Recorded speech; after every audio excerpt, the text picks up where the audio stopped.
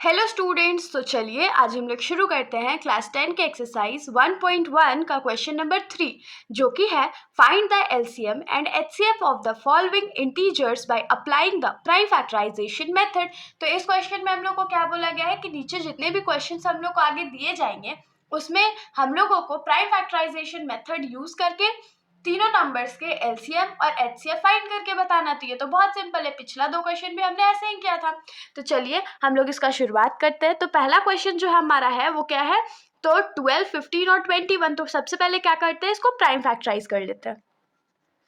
तो 12 को फैक्टराइज करेंगे तो ये हो जाएगा 2 के टेबल में 6 टाइम्स में, फिर 2 के टेबल में 3 टाइम्स में और फिर 3 के टेबल में 1 टाइम में। उसके बाद आते हैं हम लोग 15 पे। तो 15 में क्या होगा, 3 के टेबल में 5 बार में, 5 के टेबल में 1 बार में। और उसके बाद आएंगे हम लोग 21 में, जिसमें 21 हो जाएगा 3 के टेबल में 7 बार में और 7 के टेबल में 1 बार में।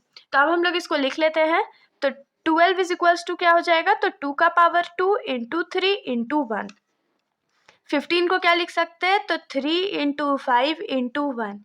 और 21 क्या होगा, तो 3 इंटू 7 इंटू 1। ये हमारा प्राइम फैक्टराइजेशन हो गया। तो अब हम लोग एलसीएम और एचसीएफ लिख लेते हैं इसका। तो एलसीएम ऑफ 12, 15 और 21 इज इक्वल्स टू क्या होगा, तो एलसीएम क्या करते हैं हम लोग, तो देखते हैं कि क्या क्या चीज सब में है उसको मल्टीप्लाई करते हैं। तो देखिए 2 का पावर 2 है, इंटू 3 है, इंटू 1 है, फिर क्या है, तो 5 है और 7 है।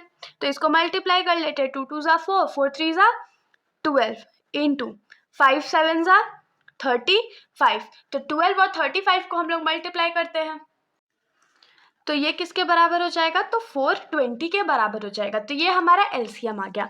अब हम लोग आ जाते हैं एचसीएफ पे। तो एचसीएफ ऑफ 12, 15 एंड 21 क्या हो जाएगा, तो देखिए जो चीज़ कॉमन होता है वही हमारा क्या होता है, तो हाईएस्ट कॉमन फैक्टर या एचसीएफ। तो देखिए 1 जो है वो तीनों में है, तो हम लोग यहाँ 1 लिख सकते हैं, इंटू 3 जो है वो तीनों में है ना, तो इंटू 3 हो जाएगा। तो 3 1 ज़ा 3 होता है। तो यहाँ पर हमारा एलसीएम और एचसीएफ क्या आ गया, तो एलसीएम 420 हो गया और एचसीएफ 3 हो गया। अब हम लोग इस क्वेश्चन के सेकेंड पार्ट पर आ जाते हैं। तो इस क्वेश्चन के सेकेंड पार्ट का जो क्वेश्चन है वो क्या है, 17, 23 एंड 29। तो ये तो देखने से ही पता चल रहा है या हम लोग जानते हैं कि ये प्राइम नंबर्स है। तो प्राइम नंबर्स क्या होता है, जो कि सिर्फ खुद के टेबल में आते हैं या तो 1 के टेबल में आते हैं। तो 17 सिर्फ 17 के टेबल में 1 टाइम्स में आता है, फिर 23 भी 23 के टेबल में 1 टाइम्स में आता है और 29 भी 29 के टेबल में 1 टाइम्स में आता है।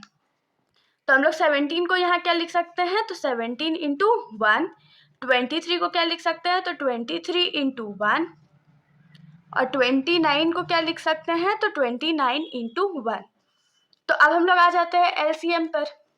तो एलसीएम ऑफ 17, 23 एंड 29 क्या हो जाएगा, तो सारे नंबर्स मल्टीप्लाई होते हैं। तो 17 इंटू 23 इंटू 29 इंटू 1 हो जाएगा। तो अब इन तीनों नंबर्स को हम लोग मल्टीप्लाई कर लेते हैं। तो इन तीनों को मल्टीप्लाई करने के बाद हमारा आंसर कितना आ जाएगा, तो 11339। ये हमारा एलसीएम हो गया।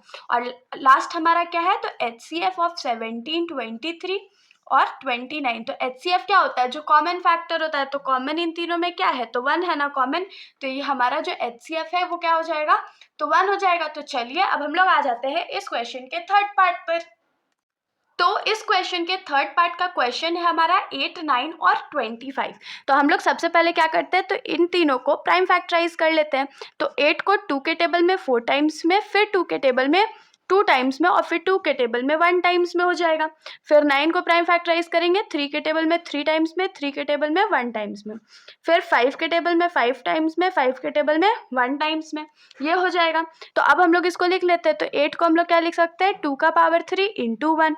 9 को क्या लिख सकते हैं, तो 3 का पावर 2 इंटू 1। और 25 को हम लोग क्या लिख सकते हैं, तो 5 का पावर 2 इंटू 1। तो एलसीएम ऑफ 8, 9 और 25 हमारा क्या हो जाएगा, तो सारे नंबर्स मल्टीप्लाई होने वाले। तो 2 का पावर 3 इंटू 3 का स्क्वायर इंटू 5 का स्क्वायर इंटू 1। तो 2 का पावर 3 8 होता है, 3 का स्क्वायर 9 होता है, इंटू 25 हो जाएगा। तो इन तीनों को हम लोग मल्टीप्लाई कर लेते हैं। तो इन तीनों को मल्टीप्लाई करने पर हमारा आंसर आएगा 1800। ये हमारा एलसीएम हो गया। अब हम लोग आ जाते हैं HCF पे। तो HCF 8, 9 और 25 का क्या होता है? तो जो इन तीनों में कॉमन है, जैसे कि इन तीनों में क्या कॉमन है? 1 कॉमन, तो इज इक्वल्स टू 1 हो गया। ये हमारा आंसर हो गया। तो इसके साथ हमारा जो ये सॉल्यूशन है यहीं पर खत्म हो जाता है। अगर आप लोगों को कोई भी डाउट हो तो आप लोग कमेंट सेक्शन में पूछ सकते हैं, वरना अगर आप लोगों को वीडियो अच्छी लगी हो तो वीडियो को लाइक कर दीजिएगा और मेरे चैनल को बिना सब्सक्राइब किए कहीं मत जाइएगा। Thank you.